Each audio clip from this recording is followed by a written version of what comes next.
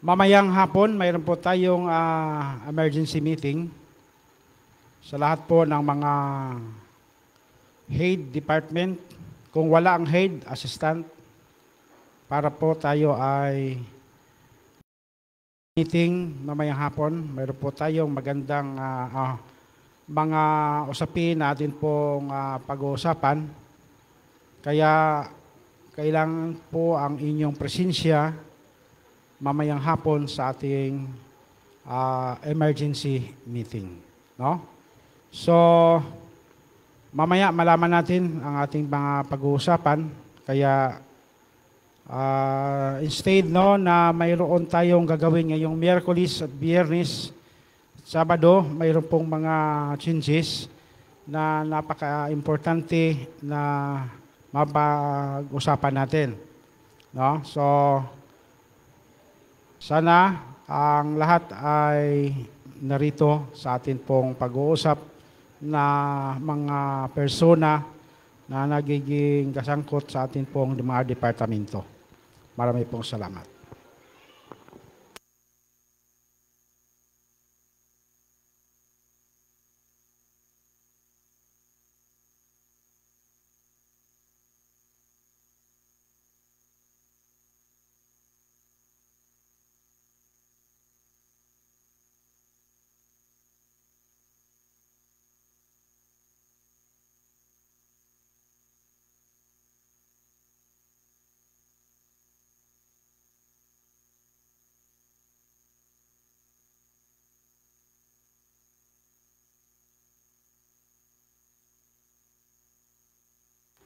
Sa muli, happy Sabat po sa ating lahat. Tayo ay magpatuloy sa pagpuri sa Panginoon sa pamamagitan po ng ating pag-aawitan. Mga kapatid, upang anyayahan ang banal na Espiritu, tayo po muna ay manalangin. Dakilang Diyos ng tahanan ay nasa kataas-taasan ng mga langit, Ama, purihin po iyong dakilang pangalan, Panginoon, sa walang katapusan. Sa umagang ito, kami ay lubos na nagpapasalamat sa iyong kabutihan na kami ay nandito sa iyong bahay sambahan upang papurihan ka sa buong araw ng Sabat, Ama. Pagpalain ang bawat isa sa amin na maraming kaming matutunan sa aming marinig na mga mensahe sa Sabat na ito, Panginoon, at nawa amin itong maisakabuhay at amin rin maibahagi sa iba, Ama. Bigyan po kami ng mga heavenly voices sa aming pag-aawitan upang kami makabigay ng kaluwalhatian sa iyong dakilang pangalan, Ama. Maraming salamat po sa iyong pagdinig sa aming panalangin at pagpatawad sa aming pagkakasala. Ang lahat na ito ay aming hinihiling pinapasalamatan sa matamis sa pangalan ni Jesus na may tagapagligtas. Amen. Atin pong awitin ang "O Where the Reapers" sa may bilang 249. O where are the reapers?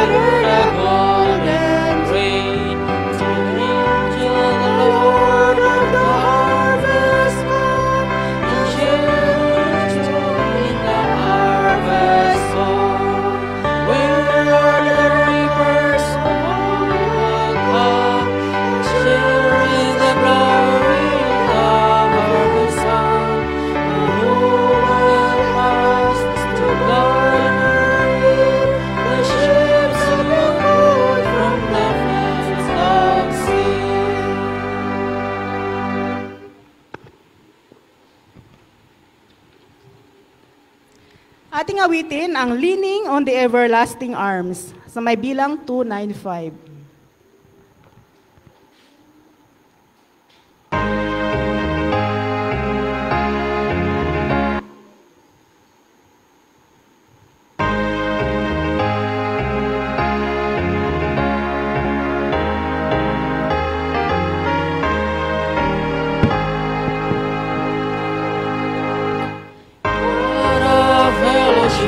What a joy divine, leaning on the everlasting arms. What is this? What a peace is mine, leaning on the everlasting arms. Leaning, safe and secure from all our alarms. Leaning.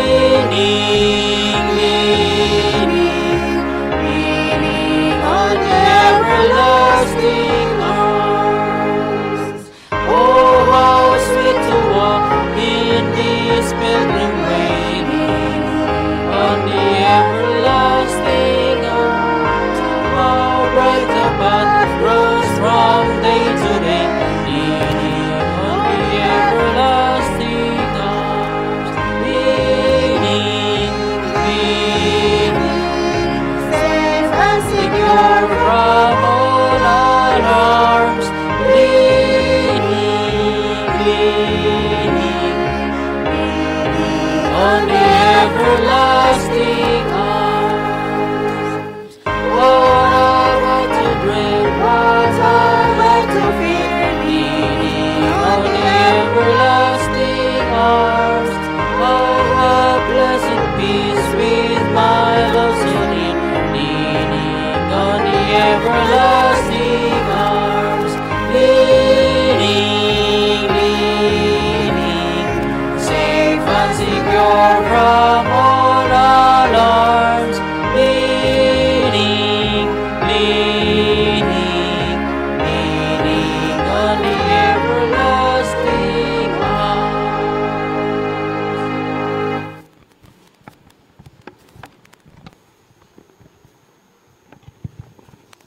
Welcome sa ating hour of worship at handa po natin ang ating mga sarili mga kapatid at ang ating pong oras ay dumating na ang ating pagsisimula ng ating kalawang serbisyo. Kaya ang ating pong mga bata ay pupunta na kayo sa inyong mga magulang, sa inyong mga nanay at iwasan po ang pagtakbo o paglaro sa ating mga maliliit na bata sa labas, no? Baka kayo ay mapapapunta doon sa bandang gate, hindi nyo inasahan ang inyo pong paglaro at pagtakbo na kayo ay napapalabas na doon sa malapit sa kalsada, no? So, palaala sa mga magulang ang ating gabay sa ating pong mga anak. Ganon din ang ating pong mga cellphone na hawak ng ating mga kamay, pansamantalang atin mo nang ilapag sa ating mga bulsa o sa lagayan. At ito'y manatiling naka-silent upang hindi ito makaka-distract sa ating pong pagsamba. Sakali mayroong mga emergency tawag, tayo-tayo lang ang nakakaalam mga kapatid. So, iwasan din natin ang ating pagkakwentuhan. Tayo po ay narito sa bahay-sambahan. Sikapin po natin na tayo po ay mapanahanan ng banal na Espiritu at ang atin pong mga focus ng atin pong pagsamba ay may tataas natin sa puso't isipan natin ang ating Panginoon. So, narito ang mga may bahagi na akin pong babanggitin. Ang ating chorister, Sister Crispa Mascardo. Sa atin pong monitoring screen, si Brother Jotard. At ang ating magbabasa ng ating tithes and offering, si Brother Matusalim.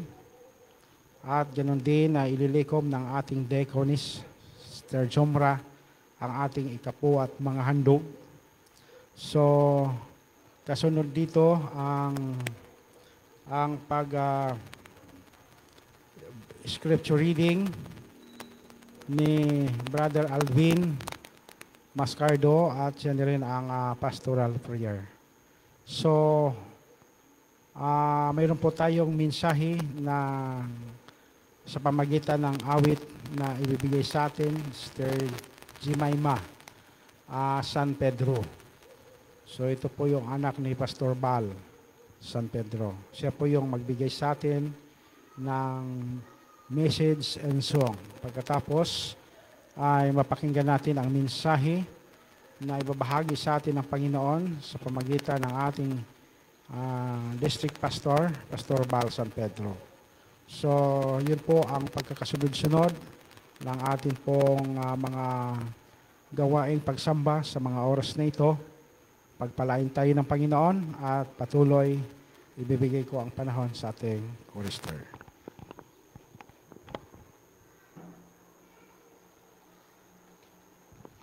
The Lord is in His holy temple. Tayo pong lahat ay magalang na lumuhod.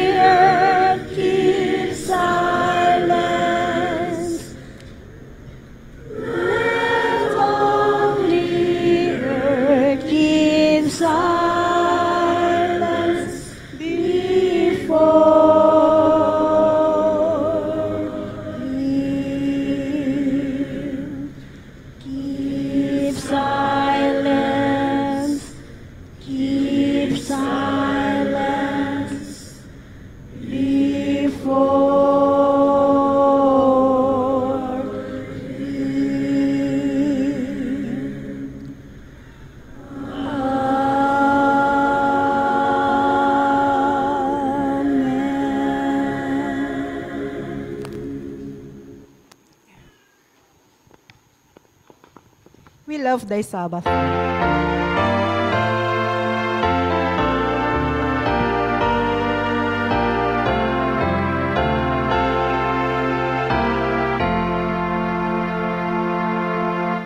We love thy Sabbath, Lord, and worship at thy will. Holy is our sweet peace, afford and be perfect in thee. Thine angels song for joy, creation's heart to see. We to this day would raise our hearts in grateful praise to thee. Praise for thy wondrous love, the steady sacred way, a sign that only others can. We own thy sovereign sway. O great Creator King, through thy redeeming grace, renew and sanctify our hearts, that we may sing thy praise.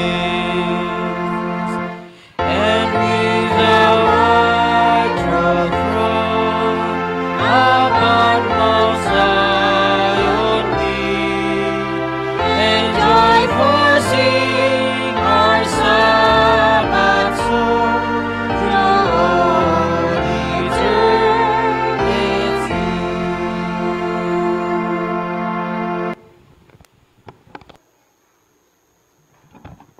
Makapangyarihan po naming Diyos Ama, ibinabalik po namin sa umagang ito ang aming papuri at pagluwalhati at pasasalamat sa inyong dakilang pangalan, sapagkat tunay po na napakabuti niyo sa bawat isa sa amin.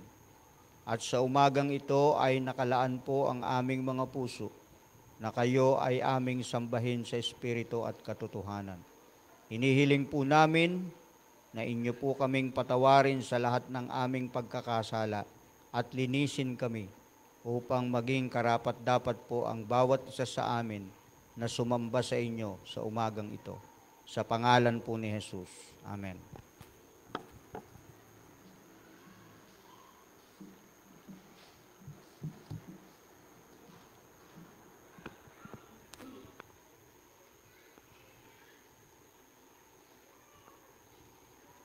Bago po natin likumin ang ating makaisampung bahagi at makahandog, ay aking pong babasahin sa Genesis 4, verse 3 hanggang 7. Sa paglipas ng panahon ay naghandog si Cain ng isang handog sa Panginoon mula sa mga bunga ng lupa. Nagdala rin si Abel ng mga panganay ng kanyang kawan, ang taba ng mga yaon. At pinahalaga ng Panginoon si Abel at ang kanyang handog. Subalit, hindi niya pinahalagaan si Cain at ang kanyang handog. Galit na galit si Cain at nagingit-ngit ang kanyang muka. At sinabi ng Panginoon kay Cain, bakit ka nagalit at bakit nagingit ang iyong muka? Kung ikaw ay gumawa ng mabuti, hindi ka ba tatanggapin? At kung hindi ka gumawa ng mabuti, ang kasalanan ang nag-aabang sa pintuan, ikaw ang nais nito, subalit kailangang maidaig mo ito. Ating pong likumin ng isampung bahagi at mga handog.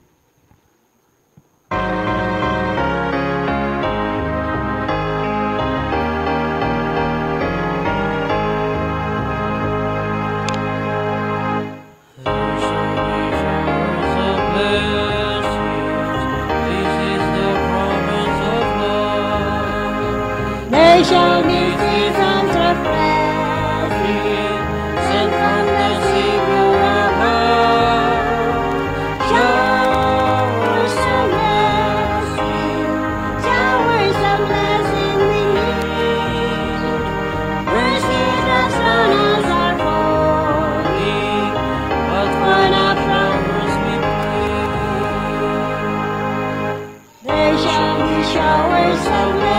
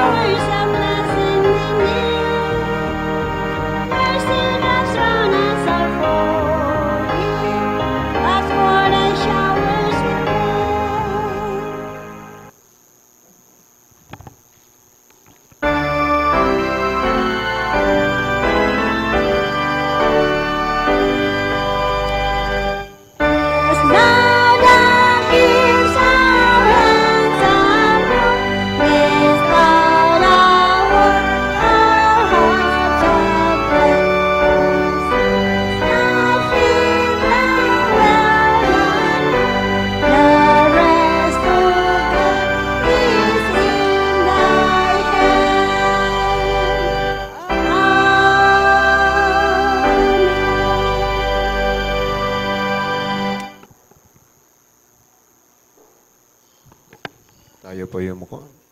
O naming banal na makapangyarihan sa lahat at ng tahanan sa manalangin. Kami po'y lubos na nagpupuri at nagpapasalamat sa mga biyayang binigay sa aming buong sanlinggo. Narito po muli, Panginoon, aming ibinabalik ang aming mga tinatangkilik mula sa iyong mga biyaya, ang aming mga ikasampung bahagi at mga handog.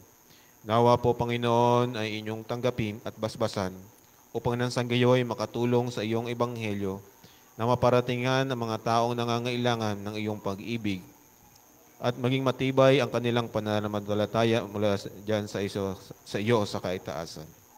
Nawa po, Panginoon, sa susunod na mga linggo ay ang bintana ng biyaya mula sa kalangitan ay muling ibuhos sa amin na iyong anak na mga naglilingkod upang nang sa gayoy ang aming pagiging matapat ay magiging matatag pa mula ngayon hanggang sa susunod pa. Muli po, Panginoon, maraming salamat sa biyayang iyong binigay sa amin na mga tinatamasa sa pangalan ni Jesus. Amen.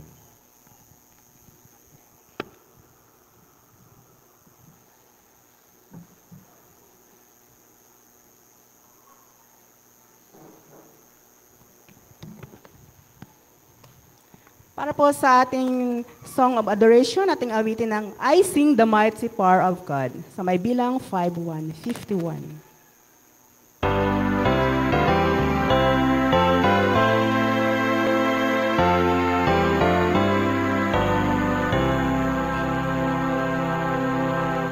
I sing the mighty power of God that made the mountains rise.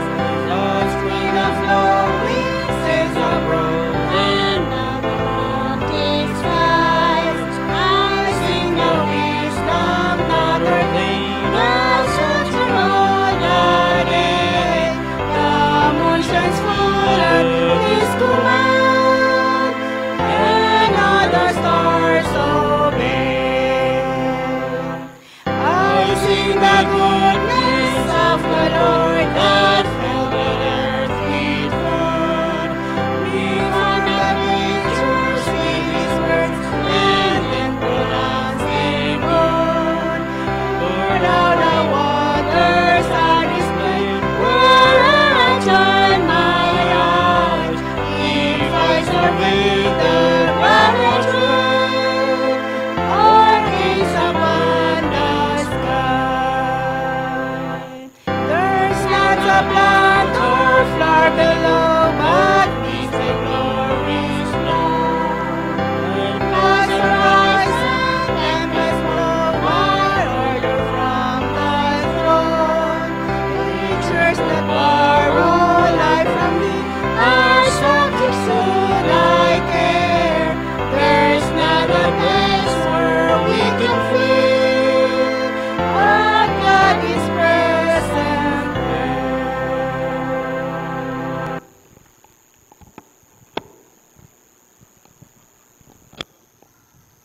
Para po sa ating susing talata sa tanghaling ito, kung meron po kayong mga Bible, ay maaari niyo po akong sabayan. Ito po ay matatagpuan sa Colossus 2 verse 7, 2 verse 6, 2 verse 2, 2 verse 6 up to 7 po. Sabi po dito, verse 6, kahit kung paanong tinanggap ninyo si Kristo, Jesus na Panginoon, ay lumakad kayong gayon sa Kaniya. Verse 7, na nakaugat at nakatayo sa Kaniya at matibay sa pananampalataya gaya ng itinuro sa inyo, na sumagana sa pasasalamat. Tayo po ay magalang na lumuhod para sa ating panalangin.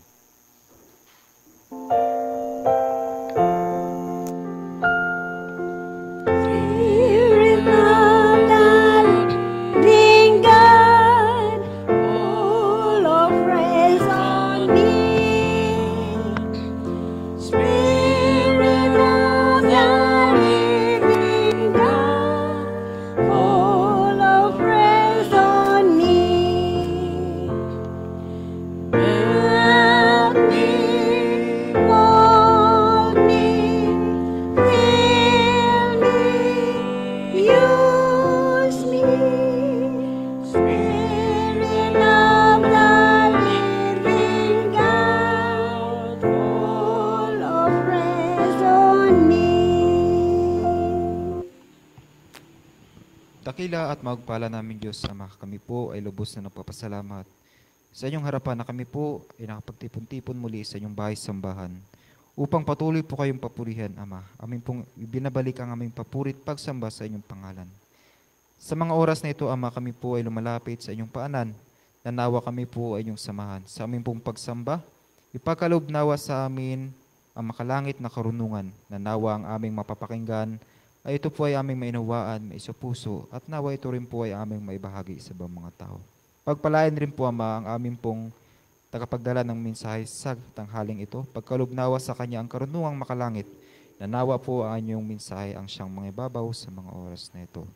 Patnubayan kami, Panginoon, hanggang sa aming pagtatapos po ng pagsamba, at nawa po ang Banal na Espiritu ang siyang manahan sa aming puso't kaisipan.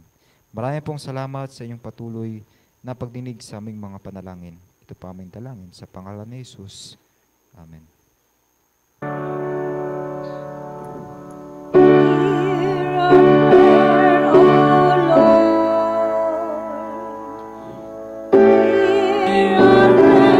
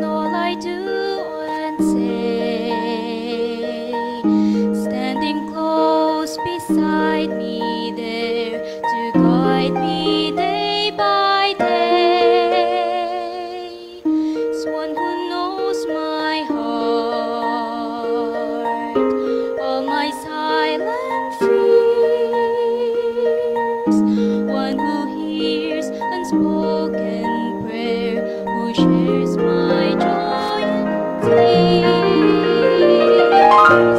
And in His presence I am strong, as I make His word my law, as I learn to live by every truth He teaches me, and my confidence grows sure as I keep my spirit and let virtue garnish all my thoughts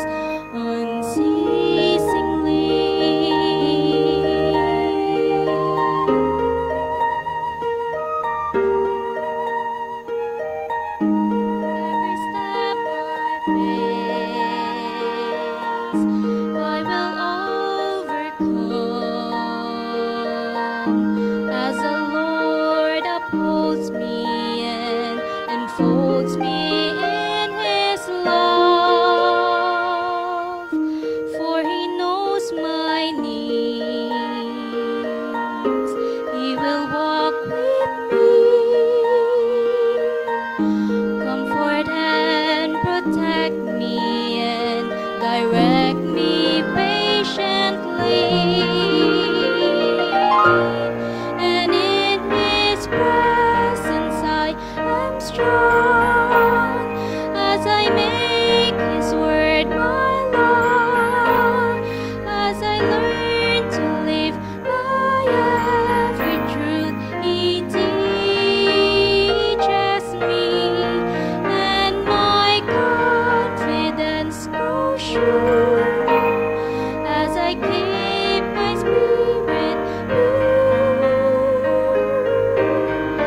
and let virtue garnish all my thoughts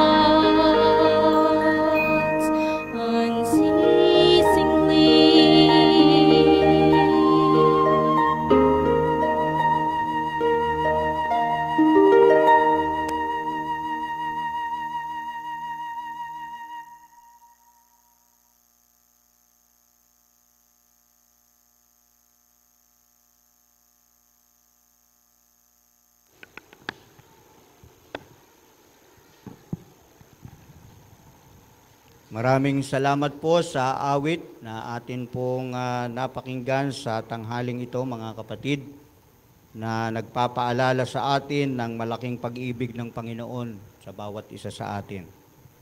At tayo po ay patuloy din na magpasalamat sa Panginoon sapagkat tayo po, mga kapatid, ay pinagkalooban niya ng panibagong pagkakataon na tayo ay makapagpasalamat at makapagpuri sa Panginoon, na samantalahin po natin samantalang tayo ay pinagkakalooban pa ng pagkakataon. Ano ho? Ayan. So, happy Sabbath po sa inyong lahat.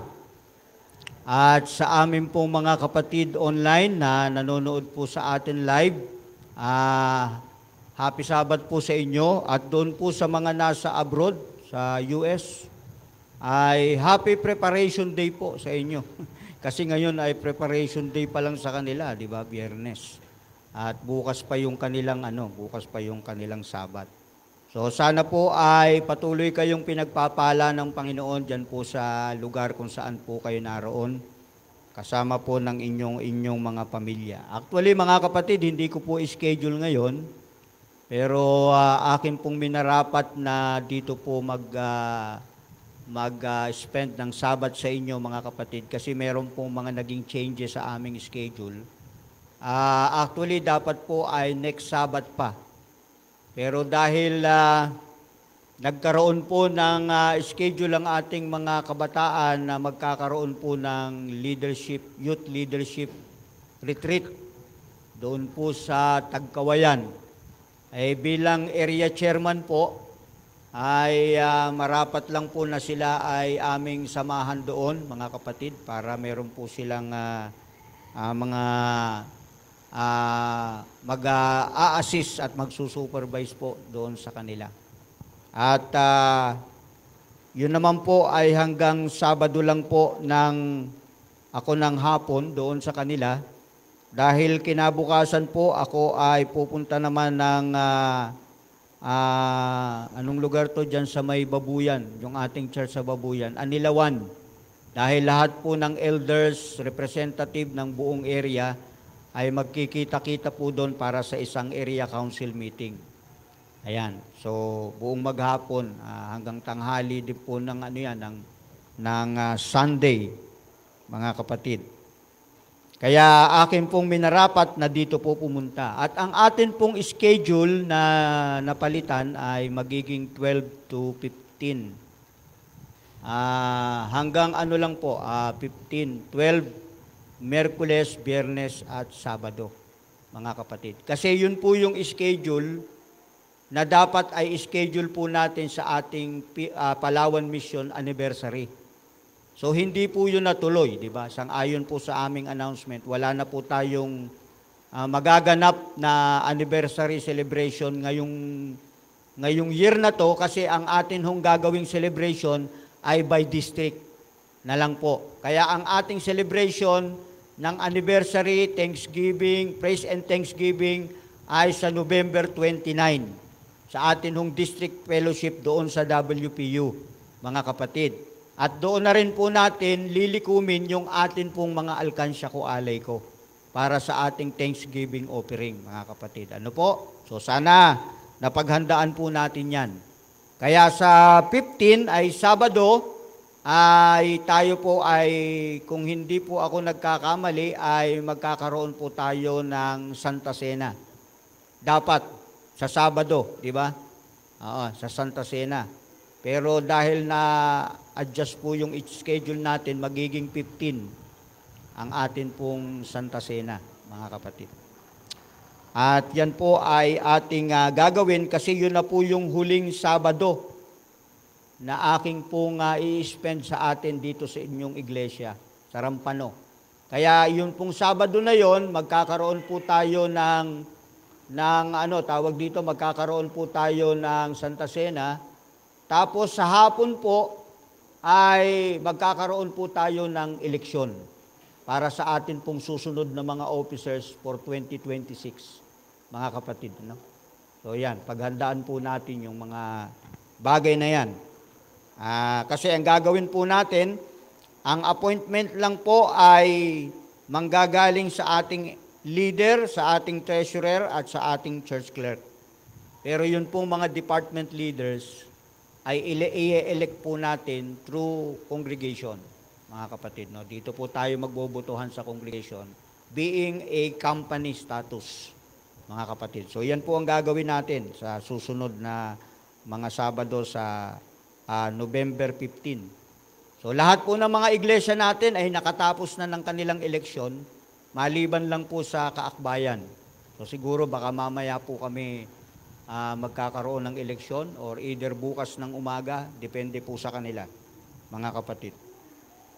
Sa tanghaling ito ay tayo po ay mag-aaral ng salita ng Diyos at atin pong pagbubulay-bulayan ang talatang binasa po sa atin kanina, kung ano po ang mensahe nito para sa atin. Pero bago yan, hinihiling ko po ang bawat isa sa atin na tayo po ay manalangin sumandali. Dakila po naming Diyos, narito po ang bawat isa sa amin, muli po naming bubuklatin ang mga pahina ng inyong banal na kasulatan at amin po itong pag-aaralan sang-ayon sa inyong itinuturo sa amin. Nawa sa kapangyarihan ng banal na Espiritu, ito po ay mapa sa amin at maging mahalaga sa amin upang kami po, Panginoon, ay mamuhay ng sang-ayon sa inyong kalooban. Salamat po sa inyong pagdinig sa aming dalangin. Samahan po ninyo kami at gabayan sa aming pag-aaral sa pangalan po ni Jesus. Amen. Sa tanghaling ito po, mga kapatid, ay atin hong pag-aaralan ang isang napakagandang talata ng banal na kasulatan. At isang kapitulo mula sa aklat ng Kolosas na ito ay ipinagkakaloob sa atin ni Apostol Pablo bilang mga kapatid sa iglesia. At ito ay napakagandang payo, mga kapatid, lalo na sa panahon natin ngayon. At sana ito ay makapagbigay sa atin ng kaisipan na samantalang naghihintay tayo sa muling pagbabalik ng ating Panginoon, ay maisakatuparan po natin ito, mga kapatid. Kaya, wag po kayong matutulog along the way, kasi baka meron akong masabi na makaligtaan nyo, hindi nyo maintindihan. Pero sabi naman ng iba, yung iba naman kasi kahit nakapikit ang mata, nakikinig naman daw sila. Diba? Parang mga gwardya ba? Di ba yung mga gwardya, kahit daw sila nakapikit ang mata, nagbabantay naman daw sila. Kaya kaunting kaluskos, nagigising sila. Yan. So siguro, para hindi kayo tuloy-tuloy na makatulog, at magising kayo ng pakonti, ay di kinakailangan siguro ay sisigaw ako ng malakas. Ayan. Pero hindi naman ako galit. Okay? Ayan. So ngayon, buksan po natin ang ating mga banal na kasulatan sa talatang binasa po sa atin kanina. At himay-himayin po natin ito, kung ano ba ang sinasabi sa atin. Sabi ni Apostol Pablo, dahil tinanggap na ninyo si Kristo Jesus bilang Panginoon. So marami po sa atin dito, wala naman po sigurong tatanggi sa atin na mga naandito ngayon na wala ditong tumatanggap kay Kristo bilang Panginoon. So lahat po tayo, lahat po tayo ay umaamin na ang Panginoon ay tinanggap na po natin bilang Panginoon ng ating buhay. Kaya, ang payo sa atin, mamuhay kayo ng karapat-dapat sa Kanya. Number 1. Number 2, patuloy kayong lumago at tumibay sa Kanya. Pangatlo, magpakatatag kayo sa pananampalatayang tinuro sa inyo at maging mapagpasalamat din kayo. Pang-apat. Yan. Natatandaan po ba ninyo yung teksto na to? Kamakailan lang po natin to pinag-aralan. Natatandaan ba ninyo? During our Zone Fellowship, doon sa Macedonia, ito rin po yung tekstong pinag-aralan natin. Di ba? Madali naman kayong makalimot. Ito, sabi rito, mga kapatid, tayo daw bilang mga Kristiyano na tumanggap sa Panginoon bilang Panginoon natin, inaasahan ng Panginoon na tayo'y mamumuhay sang-ayon sa Kanya at magiging karapat-dapat sa Kanya. At patuloy tayong lalago sa ating mga Kristiyanong pamumuhay, mga kapatid, at magiging matatag tayo sa ating pananampalataya na itinuro sa atin, at dito ay magiging mapagpasalamat dapat tayo sa lahat ng oras. Ngayon, atin hong pag-aralang mabuti ang talatang ito. Dito rin po sa aklat ng Kolosas, atin pong buksan ang Kapitulo 3 naman. Ayan, yung susunod na kapitulo ng aklat ng Kolosas. At dito ay babanggitin sa atin ni Apostol Pablo isa-isa kung ano ang ibig sabihin nung sinasabi niya sa talatang 6 hanggang 7 ng chapter 2, mga kapatid. Okay? So ano ang sabi rito? Kung kayo po ay merong mga banal na kasulatan, atin hong buksan. Chapter 3 ng aklat ng Kolosas. Ang sabi po sa atin dito, mga kapatid, kung kayo nga'y muling binuhay na kalakip ni Kristo. Kanina, ang sabi po sa atin dun sa 6 ay tinatanggap natin si Kristo. Kung tinatanggap natin si Kristo o dahil tinanggap natin si Kristo bilang Panginoon, sabi sa chapter 3, kung kayo nga'y muling binuhay na kalakip ni Kristo, ay hanapin ninyo ang mga bagay na nangasa itaas sa kinaroroonan ni Kristo na nakaupo sa kanan ng Diyos. Saan ba to? Nasaan to, mga kapatid? Saang lugar to? Sa langit. Okay? Lugar ng ating Panginoon, Jesus, kung saan siya nasa langit. At ang sabi, ilagak ninyo ang inyong pag-iisip sa mga bagay na nangasa itaas. Huwag sa mga bagay na ano po, na nangasa ibabaw ng lupa, mga kapatid. Sapagkat kayo'y nangamatay na at ang inyong buhay ay natatagong kasama ni Kristo sa Diyos. Pagka si Kristo na ating buhay ay nahayag, ay mahahayag nga rin kayo na kasama niya sa kaluwalhatian. Ayan. So inaasahan ng Panginoon, mga kapatid, doon sa sinasabi sa atin na maging karapat dapat tayo sa Kanya, na makita sa atin ang paglago, ang sabi po dito ng banal na kasulatan, magagawa daw po natin ito kapag inilagak natin ang ating mga isip saan? Sa sanlibutan po ba? Hindi. Sa mga bagay na nasa itaas. Ibig sabihin, tinuturuan tayo ni Apostol Pablo na i-focus natin, ilagak natin ang ating mga pananaw, ang ating mga pag-iisip sa mga bagay na mga makalangit, hindi sa bagay na makasanlibutan. Ay naku mga kapatid, nowadays, makikita po natin ito sa atin hong kapaligiran na hindi rin exempted ang mga Adventist, na marami pa rin sa atin na mas mahalaga ang mga bagay sa sanlibutan kaysa doon sa mga bagay na makalangit, mga kapatid.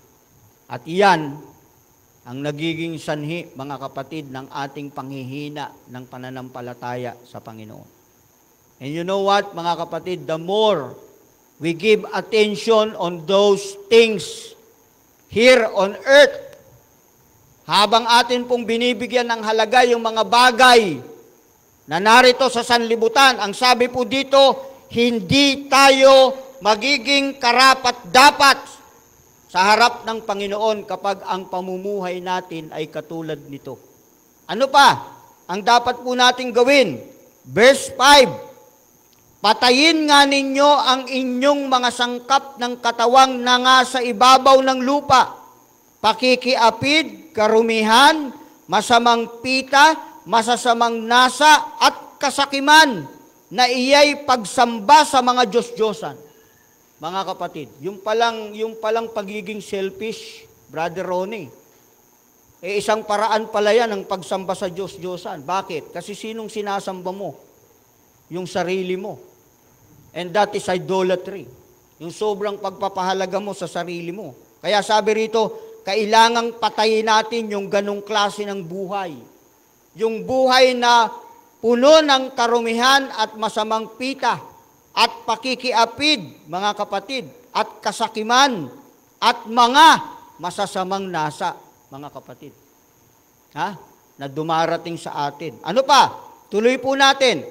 Verse 6, na dahil sa mga bagay na yan, ay dumarating ang kagalitan ng Diyos sa mga anak ng pagsuway, na inyo ring nilakaran ng una, nang kayo'y nangabubuhay pa sa mga bagay na ito. Dadapwat ngayon ay inyo namang layuan ang lahat ng mga ito. Ano yun? Galit, kapuotan, paghihinala, panunungayaw, mga salitang kahalay-halay na mula sa inyong bibig. Huwag kayong magbubulaan sa isa't isa, yamang hinubad na ninyo ang datihang pagkatao, pati ang kanyang mga gawa, mga kapatid. Napakalinaw po ng payo sa atin ng banal na kasulatan sa pamamagitan ni Apostol Pablo, na itinuturo sa atin kung paano tayo mamumuhay ng karapat-dapat sa harap ng Panginoon at tayo ay masumpungan ng paglago sa ating buhay pananampalataya at espiritual. Kaya, ipinapaaninaw sa atin dito ang isang klase ng buhay, ang isang klase ng likas na hindi nais ng Panginoon at hindi niya nais na makita sa mga taong nag-aangkin na sila ay tumanggap sa Panginoon bilang Panginoon at tagapagligtas nila, ang ating Panginoong Jesucristo.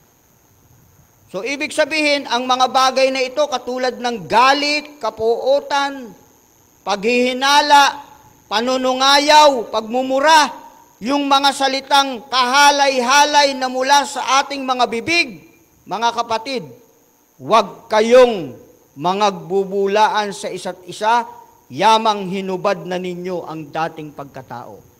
Kasi mga kapatid, nung tinanggap natin ang Panginoon bilang tagapagligtas natin, ang sabi ni Apostol Pablo, you are now become a new creation. Tayo ngayon ay bagong nilalang. At ang ating dating pagkatao ay nailibing na doon sa tubig.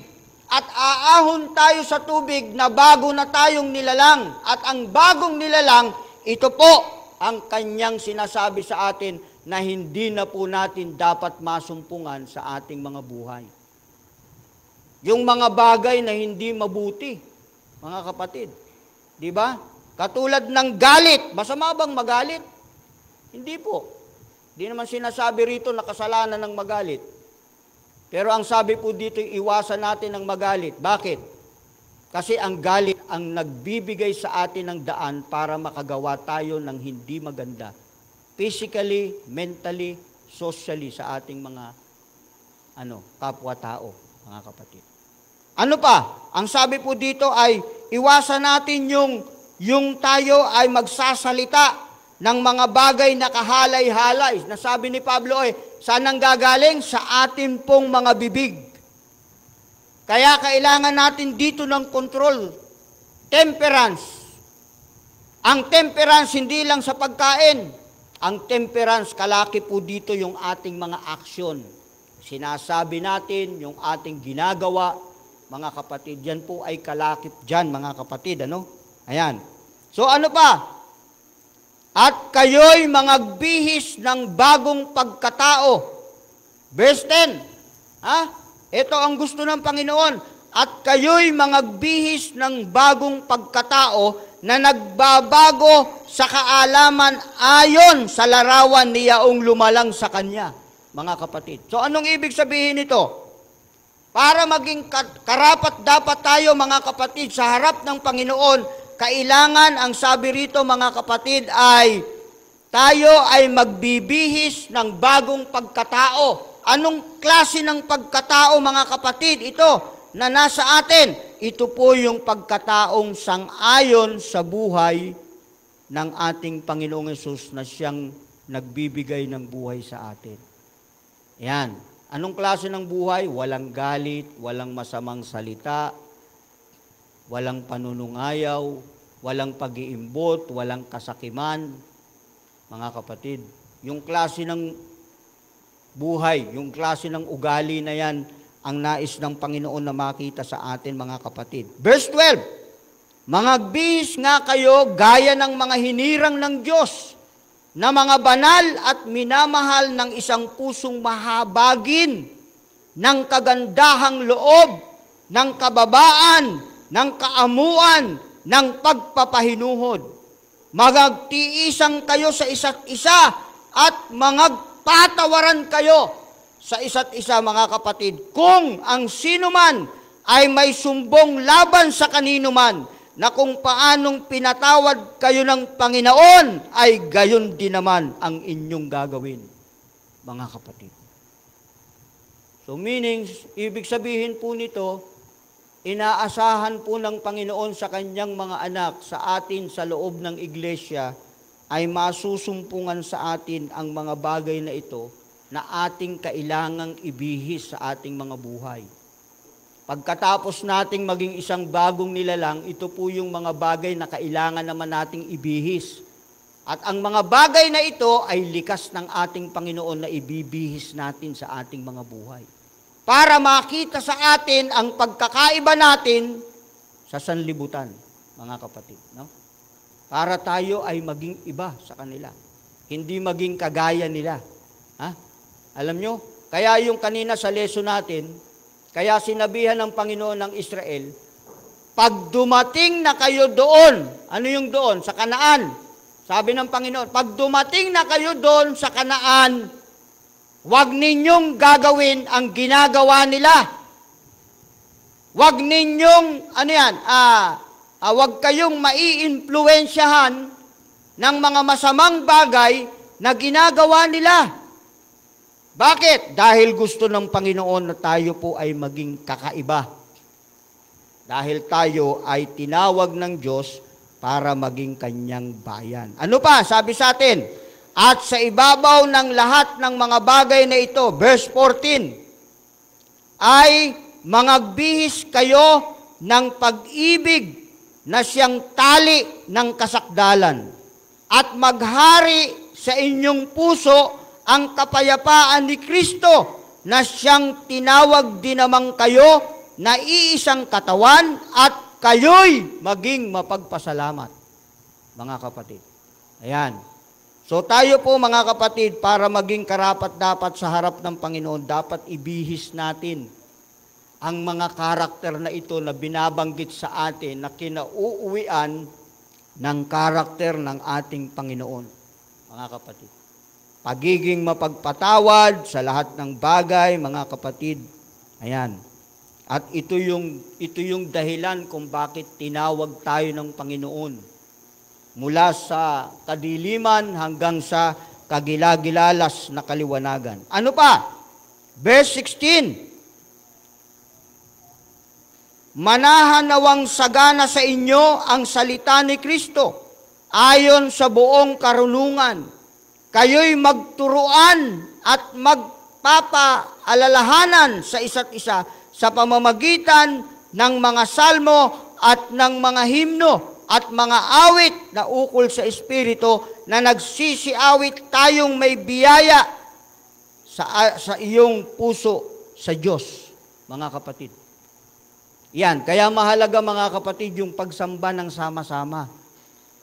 Dahil sa pagsamba ng sama-sama, ang mga anak ng Diyos ay nagkakaisa at nagsasama-samang umaawit ng mga himno, nagpapasalamat at nagpupuri sa ating Panginoon. Kaya wag po nating kakaligtaan ng pagsamba.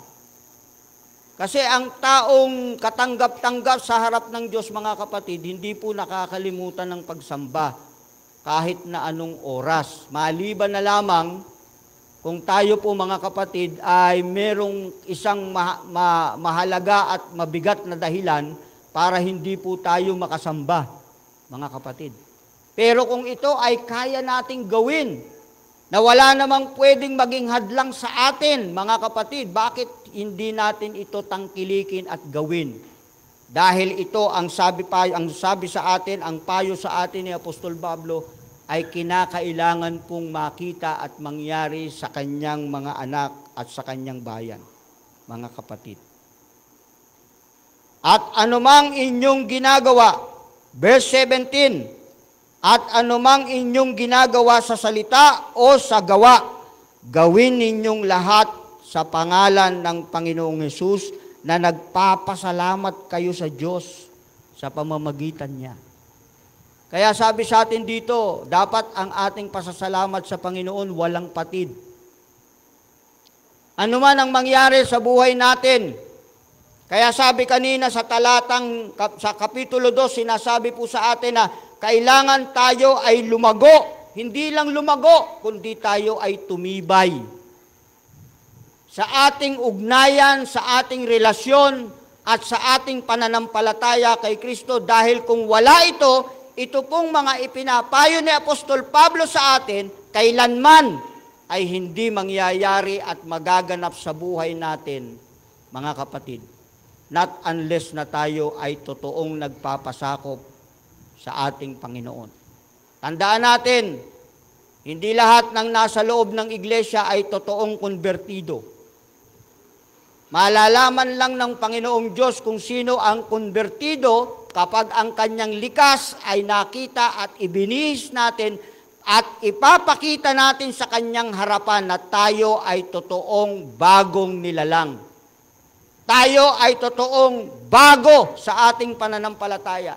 Ang ating buhay ay totoong binago ng ating Panginoon. At ang lahat ng mga bagay na binabanggit ni Apostol Pablo na dapat na makita sa atin ay makikita sa atin sa tulong ng kapangyarihan ng Banal na Espiritu. And because of that, maipapakilala natin sa sanlibutan na tayo talaga ang totoong bayan ng Diyos, mga kapatid. Dahil sa panahon natin ngayon, maraming nag-aangking bayan ng Diyos. Maraming taong nagsasabing sumasampalataya sila. Maraming taong nagsasabing tinanggap na nila si Jesucristo. Pero mga kapatid, hindi ang lahat ng nagsasabi sa akin, Panginoon, Panginoon, ay papasok sa kaharian ng langit. 7:21 ng Matthew. Kundi, yaon lamang gumaganap ng kalooban ng Panginoon. At ang lahat ng ating pong pinag-aaralan na binabanggit ni Apostol Pablo ngayon, na dapat na maging pag-uugali ng kanyang mga anak, ay isang dahilan para tayo mga kapatid ay maging iba sa sanlibutan, mga kapatid. Kaya ito ay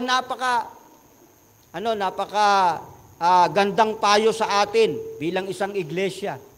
Bilang mga magkakapatid sa iglesia, ito po'y napakagandang payo, advice sa atin na kailangan nating gawin spiritually.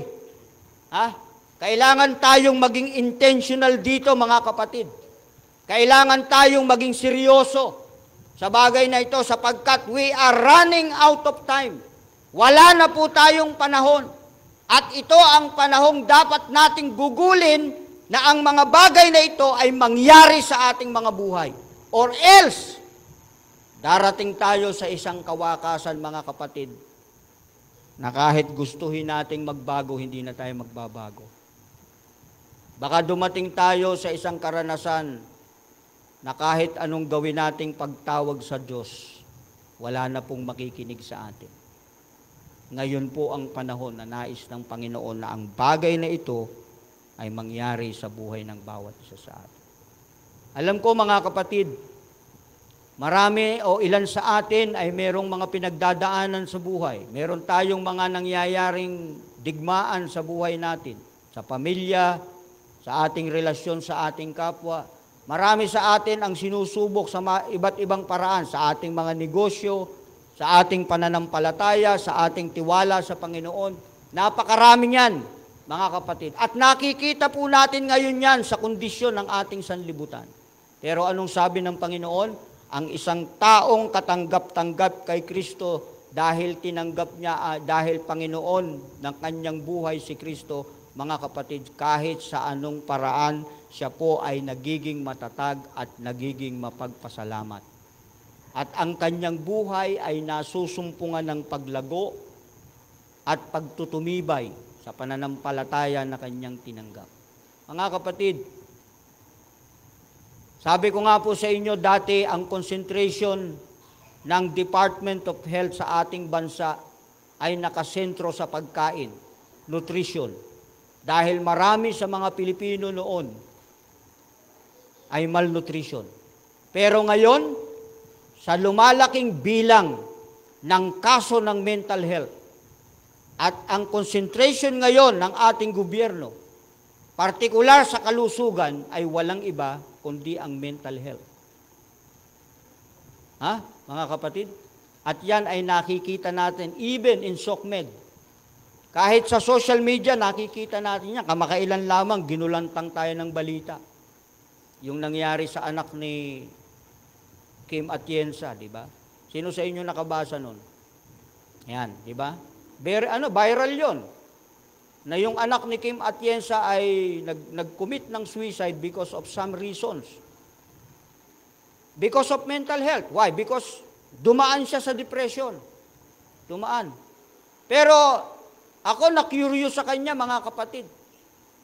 Ni-research ko yung kanyang buhay, yung kanyang mga video sa TikTok. Kasi sabi ng marami, yun daw kanyang video sa TikTok, hindi mo talaga siya masasabi na magkukumit siya ng ganung bagay. Sinubukan ko, mga kapatid. Tinignan ko talaga. At nakita ko sa kanyang mga video, nagpo-promote pa siya ng mental health. Imagine, Brother Ronnie, nagpo-promote siya ng mental health. How to recover mental health. Ang saya-saya niya sa kanyang TikTok. Andun yung mga magagandang picture, andun yung mga magagandang tawanan na nangyayari, mga kapatid. Kaya pag nakita nyo yung mga video niya sa TikTok, hindi kayo mag-iisip, bakit gagawin niya yun? Pangalawa, mga kapatid, ang ganda ng buhay niya. na andun siya sa Amerika, nag-aaral. At ang kanyang buhay ay maalwan, mga kapatid. Dahil sila po ay mga sikat na pamilya, lalo na yung kanyang tatay dito sa Pilipinas. Pag narinig mo yung salitang Kim Atienza, alam mo na sasabihin na. Di ba? Alam mo na yung sasabihin nila. Oh. Alam na natin kung gaano sila kasikat, mga kapatid. Di ba? Pero ano ang nangyari? Because of this problem na nakikita natin sa sanlibutan, especially today, naging biktima siya ng lumalalang korupsyon sa ating bansa. Alam niyo ang nangyari? Kung bakit siya na-depress? Sa isang video lang na kanyang ipinakita na samantalang silang magkakaibigan ay kumakain sa isang restaurant, nagkakasayahan sila, masayang-masaya sila, at nagkaroon sila ng contest na hulaan kung magkano yung kinain nila. And you know what? Meron po dong nagsabi na ang kanilang kinain is 120,000.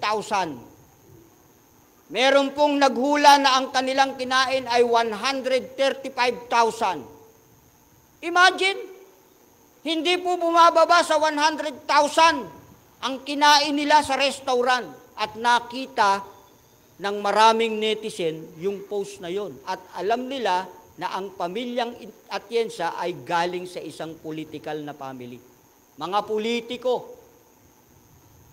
Kasi lolo niya, si Mayor Lito Atienza, na naging congressman din ng Maynila, mga kapatid.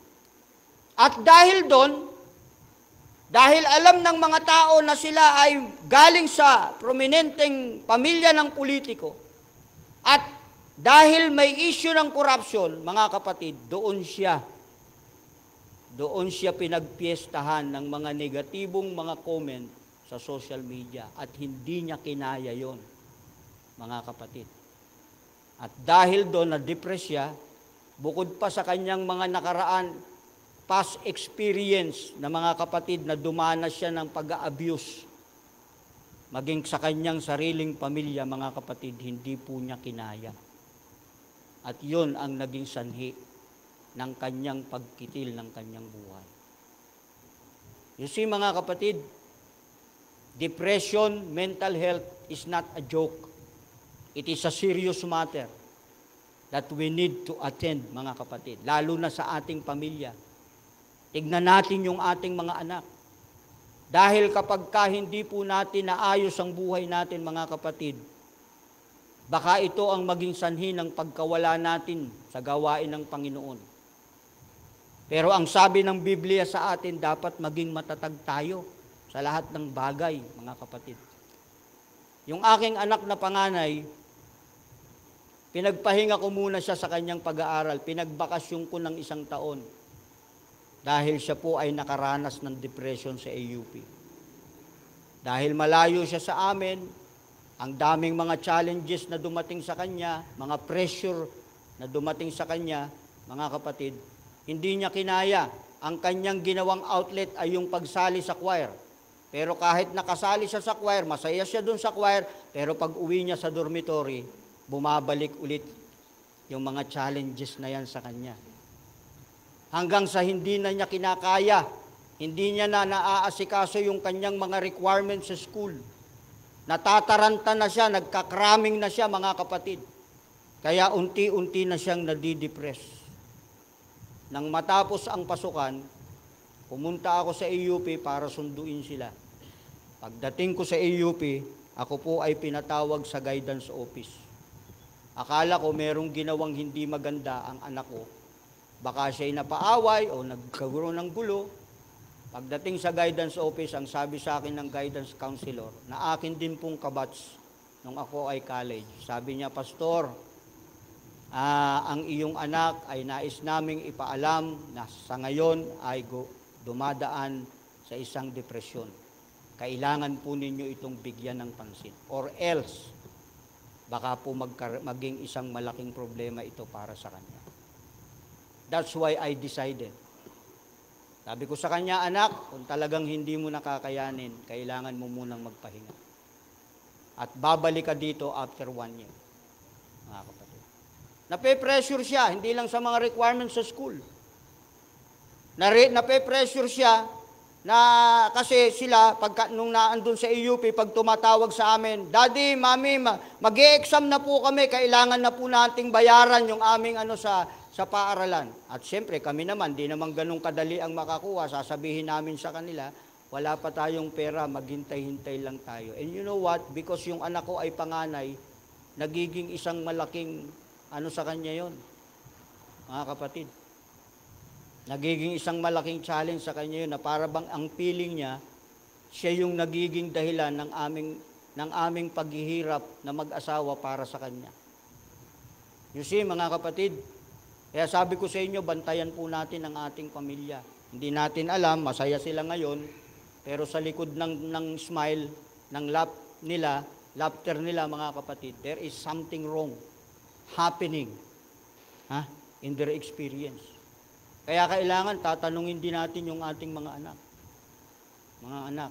Kaya ngayon, pinagpahinga ko siya, at habang nagpapahinga siya, nag-iisip din kami, kasi 21 years old na siya ngayon eh. Pagpasok niya ulit sa EUP, 22 years old na siya, hindi na po siya kasama sa aming educational aid. And that is another challenge in our family. Financially. Dahil bubunuin namin siya ng solo sa amin hong pamilya, mga kapatid. And in terms of my salary, mga kapatid, magtitiwala ka sa Panginoon. Pero sa kabila ng lahat, ang sabi ko sa pamilya ko, hindi natin kakalimutang magpasalamat sa Diyos. Dahil sa lahat ng oras, siya lang ang magbibigay sa atin ng pangangailangan natin, mga kapatid. At yan ay isang dahilan kung bakit itinuturo sa atin ni Apostol Pablo ngayon ang mabuhay ng positibo, na tayo ay maging karapat-dapat sa kanyang harapan. Dahil ang Panginoon ay kayang magbigay ng lahat ng ating pangangailangan kung tayo naman ay susuklian po natin ng isang buhay na katulad ng buhay ng ating Panginoon. Mga kapatid, sana po maging isang malaking challenge sa atin ngayon ang ating buhay na tinatanggap mula sa Panginoon, na sana'y magamit po natin ito sa tamang paraan. At ang tamang paraan ng paggamit nito ay ang ating seryosong pag-aayos ng ating mga buhay bago pa man dumating ang Panginoon at bago niya isara ang pintuan ng awa. Ay kailangan po nating maayos ang ating mga buhay na maging katulad ng karakter ng ating Panginoon. Dahil uulitin ko po, mga kapatid, ang darat na ng Panginoon dito sa lupang ito para dalhin niya sa langit ay mga anak ng Diyos na nabago na, hindi yung nagbabago pa lang. Yung nabago na ikaw ay karapat-dapat na sa langit. Kaya ang dalangin ko po sa tanghaling ito, mga minamahal ko mga kapatid, ay sumaati nawa ang patuloy na pagpapala ng Panginoon. At ang kapangyarihan ng banal na Espiritu ay patuloy nating maranasan na siyang babago ng ating mga buhay, little by little, araw-araw ay masusumpungan sa atin ang pagbabago sa ating buhay Kristiyano. Pagpalain po tayo ng Diyos sa tanghaling ito.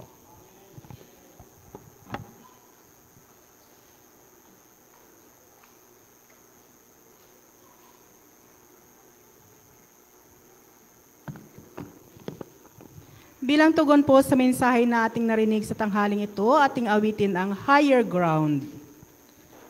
On hymn number 435.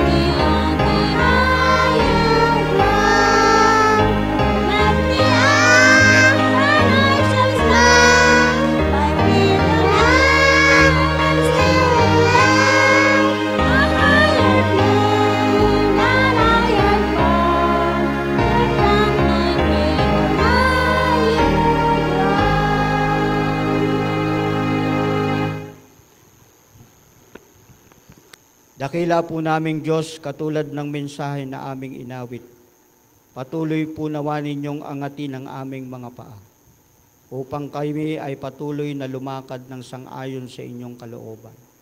Na sa kabila ng maraming mga hamon sa aming buhay, ay patuloy po kaming magpapasalamat sa inyong dakilang pangalan at patuloy po naming isasagawa ang pagbabago sa buhay ng bawat isa sa amin upang kami po ay mabuhay ng katanggap-tanggap sa inyong harapan.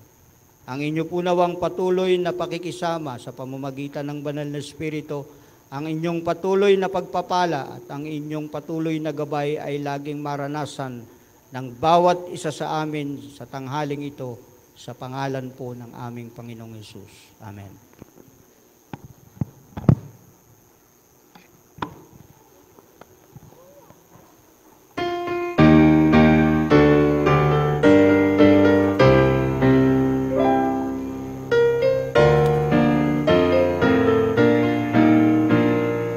Signs of the end are fast fulfilling, so Jesus will return.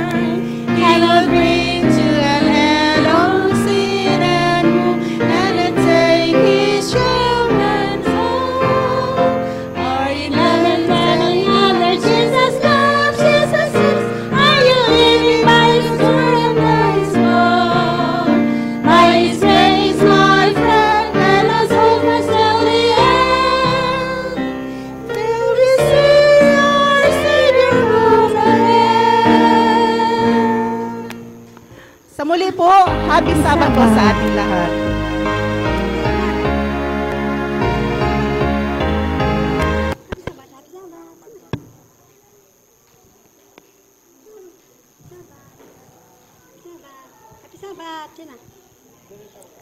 Sabat.